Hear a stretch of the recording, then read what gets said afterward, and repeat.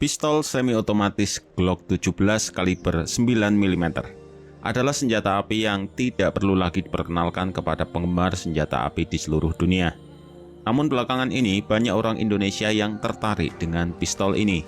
Itu karena adanya kasus penembakan di kepolisian. Dan perlu kalian ketahui juga, jika pistol plastik ini dulunya juga sempat membuat isu kontroversial di Amerika karena salah persepsi.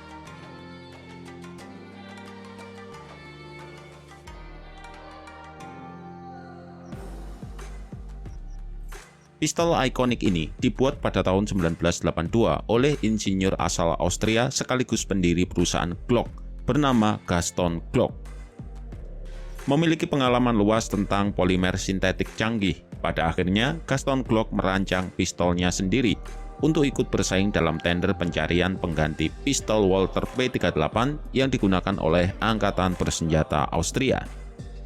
Namun alih-alih menggunakan bodi logam seperti pada pistol umumnya, Gaston Glock justru menerapkan kejeniusannya dengan menggunakan bahan polimer.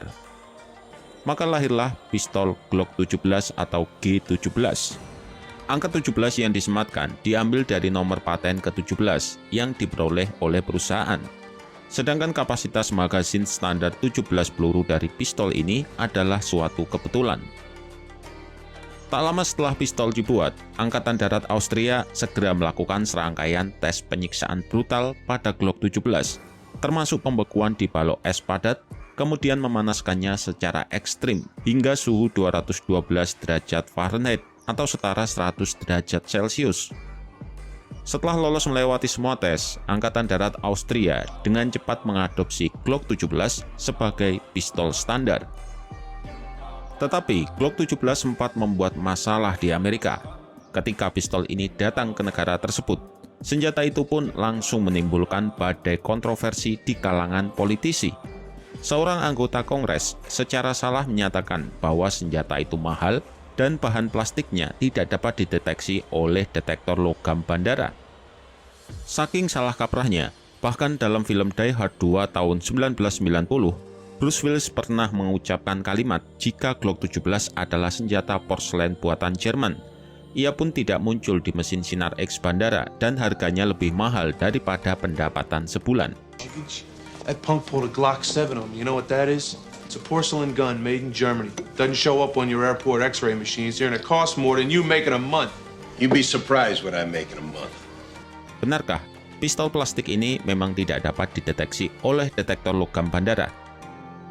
Dalam catatan guru senjata api yang disegani dan sekaligus veteran penegak hukum Amerika, Masad F. Ayub, mengatakan bahwa di dalam bingkai plastik milik Glock 17 terdapat elemen yang disebut barium yang masih muncul di mesin sinar X bandara dengan baik. Adapun biaya yang dituduhkan sebenarnya masih cukup terjangkau. Pada tahun 2003, generasi 2 dari G17 seharga $400. Sedangkan saat ini harganya sekitar $599 atau sekitar 9 jutaan. Reputasi pistol ini di mata publik Amerika membaik setelah mendapatkan popularitas sebagai pistol polisi. Lembaga penegak hukum domestik besar pertama yang mengadopsi Glock 17 adalah Miami. Mereka mengadopsinya setelah selamat dari tes penyiksaan tambahan, termasuk menjatuhkan pistol ini dari helikopter di ketinggian 400 kaki atau sekitar 120 meter.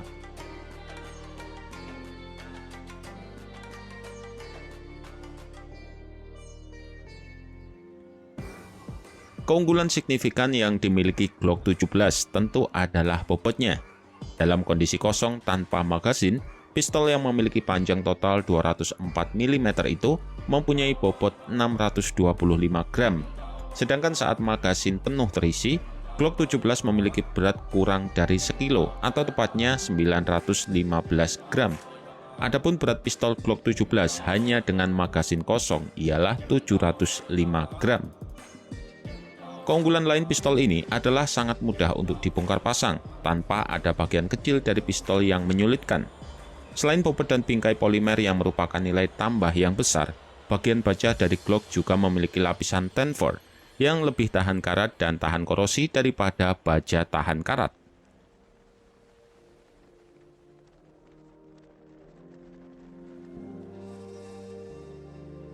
Tidak ada sesuatu yang sempurna. Begitu juga dengan Glock 17.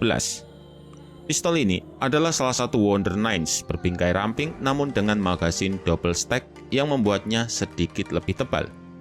Wonder Nines sendiri adalah istilah slang untuk pistol 9mm dengan kapasitas amunisi banyak yang populer di tahun 1980-an dan 90-an.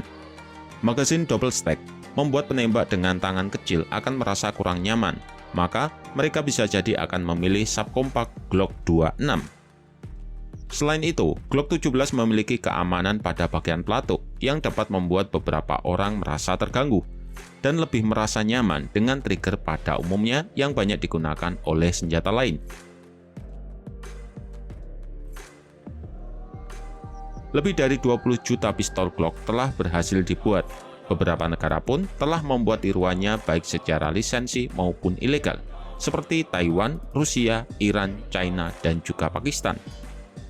Selain digunakan oleh penegak hukum, pistol Glock juga banyak digunakan dalam kasus kriminal, seperti penembakan Luby pada tahun 1991, penembakan Virginia Tech pada tahun 2007, penembakan Tucson pada tahun 2011, penembakan Aurora pada tahun 2012, penembakan sekolah dasar Sandy Hook tahun 2012, penembakan gereja Charleston pada tahun 2015, penembakan klub malam Orlando pada tahun 2016, dan penembakan kereta bawah tanah NYC tahun 2022.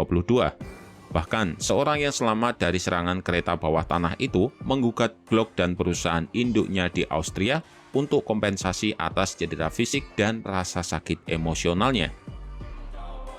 Bagi negara yang memiliki kebebasan warga sipil untuk memiliki senjata api, tentu Glock 17 adalah rekomendasi yang terbaik.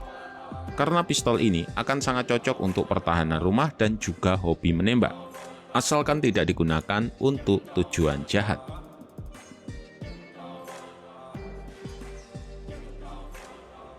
Nah, itulah sedikit pembahasan dari asal-usul, kelebihan, dan kekurangan dari Glock 17. Sampai jumpa di konten selanjutnya. Salam M2 Rifle.